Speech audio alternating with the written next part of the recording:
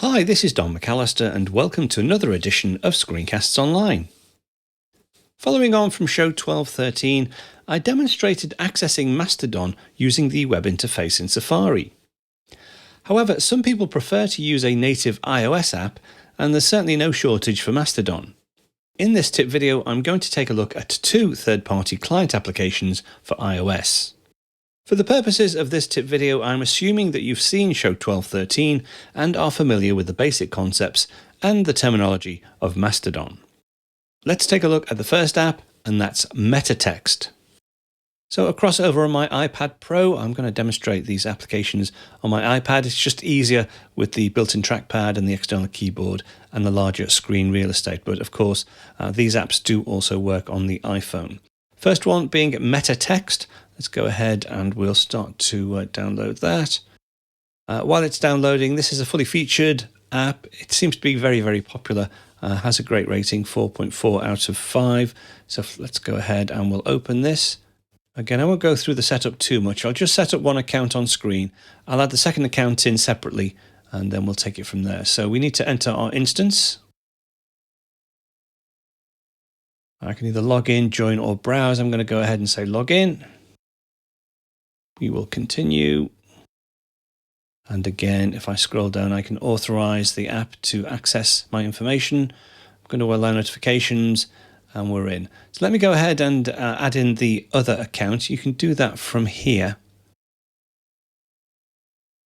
Accounts, add.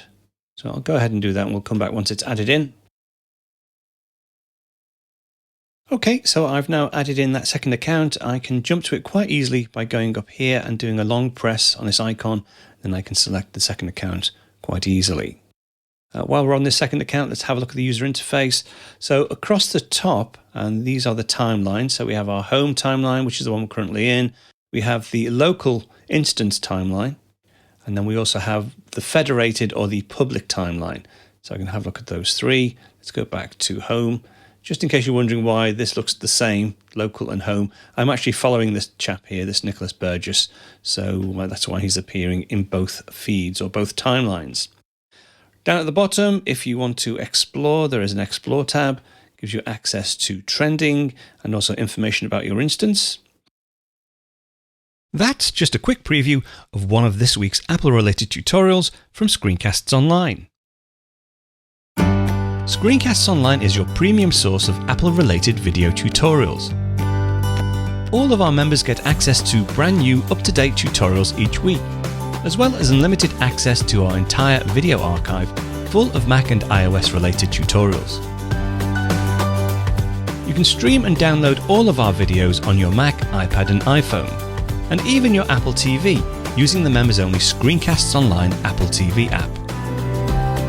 Membership also includes a complimentary subscription to the digital Screencasts Online monthly magazine, published each month and packed with videos, articles, reviews, as well as hints and tips covering all aspects of the Mac, iPad, iPhone, and all of the other fantastic Apple products.